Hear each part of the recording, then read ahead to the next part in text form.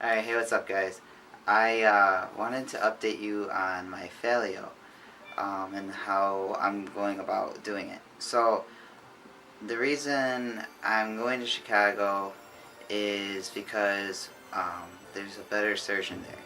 And the surgeon I'm going to is Dr. Gottlieb. And he is under my insurance. The insurance will pay for majority of it. Anyways, so I've been going back and forth to Chicago lately to go to doctor's appointments. So my first doctor's appointment I went to was with Dr. Gottlieb, and it was my consult.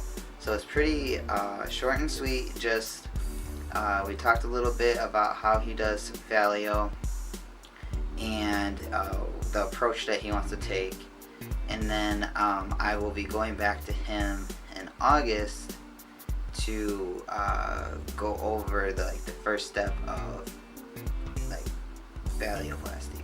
So the way he does it is he does vaginectomy, which is removal of the vagina, and urethral lengthening, which he takes your inner lips of your vagina, so your labia, and extends it just underneath your clit or your dick. That's the first part. He lets you heal for 4 months, and then he actually does the phallo with your arm, and then connects your extended urethra, connects it, right, and then you get a tube put in your stomach, and you will be peeing out of a bag for a couple weeks. That is what I understand so far. And then 9 months later, or whenever you're totally healed, you can get your prosthetic. So whatever you prefer to get you stiff.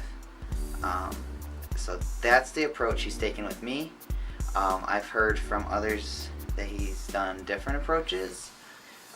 He made me go to a urologist, which is Dr. Bales from University of Chicago. This is very new to him that Dr. Gottlieb is doing the stages the way he is. I've talked to one other guy that it's actually had this stage, the separate stages, instead of doing it all together in one.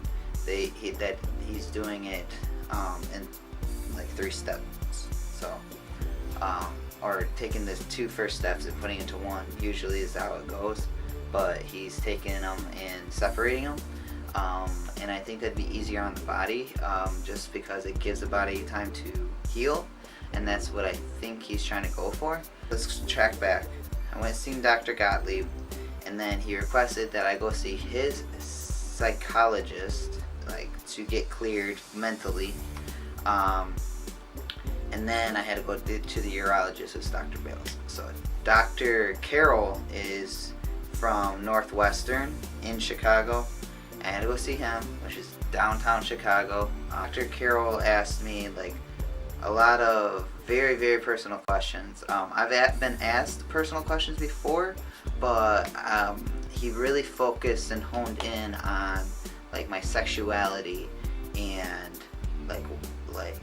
turn-ons and how I perform sex, how I connect with my significant other, and when was my first sexual experience, and or sexual thought, and the difference between wanting to be a boy and knowing that I was a boy, and just got really in depth, and I actually enjoyed it. It was I kind of like a self-reflection, actually. I don't get that get to talk about me in a deep level like that a lot, because a lot of the counseling I go to will be very general. It's usually okay, you're gonna have phallo, so this is what you're gonna expect for phallo, and that's what I've been going to, which is great too, but it's just kind of on a repeat. I always tell my story, and it's very general. It's not very in depth it was with Dr. Carroll. Great guy, easy to talk to, gets straight to the point, So yeah, so expect that if you go to Dr. Gottlieb, you'll have to talk to Dr. Carroll, and he does 2 tests. Okay, so the first test is a oral test, like talking to him about everything I just went over, and then you'll take a survey. And the survey took me like a half an hour, and it's just pretty much talking about like what like your health issues, your sexuality, your arousal, and like the health between you and your partner, like your sexual health between you and your partner. Like how many times a week do you have sex? Like, is it good sex? Are you attracted to your partner? Stuff like that. Alright. Now going to Dr. Bales, I saw him the same day, and Dr. Bales was very in and out, like very brief, like, hey, how you doing? Okay, bye. Like, it was just a consult, but he, if you have questions, make sure you come with questions, because I didn't really know what to expect. I just wanted him to tell me exactly how it was going to go, and pretty much he told me that he doesn't do much of the surgery, besides he puts the tube into the lower abdomen, so you can pee, while your phallus is healing. He does that. Then, I didn't know this, but he actually does the testicular implants, and he does the pump, or your semi-rigid rod. He does all that stuff. But besides that, he doesn't touch the urethra, like extending it. That's all Dr. Gottlieb. I didn't know that. I thought it was like he did everything internal, like with the urethra and all that. But he doesn't. So, but I saw him. He was a great guy, very high energy. He seems very confident in what he does, and he had very encouraging words. He just said, this is still a surgery that we are trying to hone in on and really experiment a little bit with different strategies, and Dr. Gottlieb knows what he's doing, and he says you can trust him, and you're in good hands. So that's good to know, because it's kind of really nerve-wracking.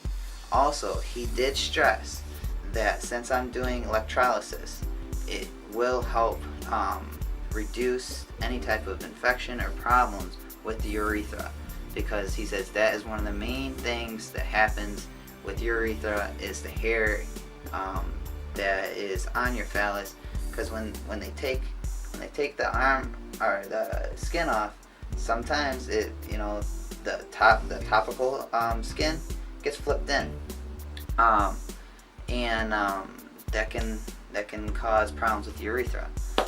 Yeah, so I'm glad I'm doing that. The progress is pretty good. So alright, so hairy, right?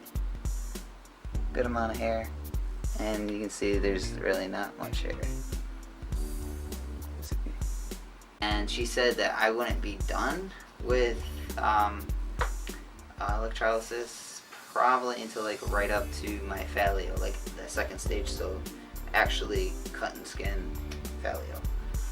I want to let you know, if you do go to Dr. Gottlieb, his office staff, like the receptionist of the hospital, don't know anything. Receptionist is for the whole part of that hospital, so plastic surgery and the urologists and stuff like that. They're kind of all in the same area, just on different floors. You'll see it when you get there. It all makes sense once you're there. But anyways, so I got a hold of the receptionist. I'm like, can I have Dr. Gottlieb's office? And they were totally avoiding me. And I was like, I got confused, because usually you ask for an office and then you make the appointment. And no, they asked for your insurance. I had Aetna, and they're like, does your insurance, you need to check with your insurance if they cover us, blah blah blah. That's usually the doctor, their job, but I guess it's my job. So anyways, So it was really difficult, like trying to like talk to them, and that was whatever. It was just a glitch. Made an appointment, got there. Everybody's so, I don't know. Chicago's just rude, I guess. I don't want against anybody in Chicago, but the people at the hospital were really rude, and they like no one was helpful. So finally find the doctor's office, and then everybody's super nice. Like everybody at the Gottlieb's actual reception desk was super nice, super helpful. Got me my doctor's appointment with Dr. Bales and Dr. Carroll. Yeah, so it was cool. Just don't be discouraged if you go to him. I talked to Dr. Schechter's office, because that's who I wanted to go to before, but I realized he doesn't take insurance. They charge you after or something, but he doesn't take any insurance. And it was a bummer, because like I was like, then my insurance won't pay like nearly anything for if he's not in network. So anyways, so they were super helpful, super on top of things. Their girl, the receptionist that takes care of just Dr. Schechter stuff, awesome. You can ask her any questions. So if you want to go with Dr. Schechter, she's awesome, and I forget her name. So, but she's super helpful. They will direct you straight to her, and she will send you packets and to new patient packets, and you will start the process that way. But that's all I know about Dr. Schechter, because the rest of the time I was trying to get a hold of Dr. Gottlieb's office. I haven't paid any type of copay with Dr. Gottlieb. Dr. Carroll, I only paid my specialist fee, which is mine $75. And the insurance, crossing fingers, I believe my insurance paid for the survey, because they said that a lot of insurances don't pay for the survey, but they'll run it under my insurance anyways.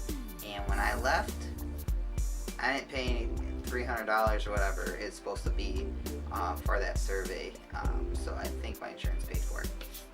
I will see. If I get a bill in the mail, I will show you my bill in the mail. But I usually they run it beforehand, and they'll tell you if they want the money up front before they do the survey. If you're trying to get a hold of me on Facebook, I figured out why I haven't been answering you. It's because there was some type of block on my Facebook for Messenger, and only friends or friends of friends could get a hold of me, and I took that off. I think I put that on a long time ago when I was having trouble with my ex, and now I don't need it, because she don't get a hold of me no more. Crossing fingers again. But yeah, so if you're trying to get a hold of me, Facebook, hit me up again. I'm gonna do a military one here quick, because that's exciting too, what's been going on with that. So, but if you want to get a hold of me like now, like right now, comment below, or if it's something real personal, just message me on YouTube. That pops up on my Google account, and I can just click it and get a hold of you guys that way. I'm on Facebook all the time. Just sometimes my messenger doesn't like alert me, so just be patient, and I'll try to get a hold of you guys, because I got some people asking about military stuff, so I will do that one right now. Alright, talk to you guys later. Bye.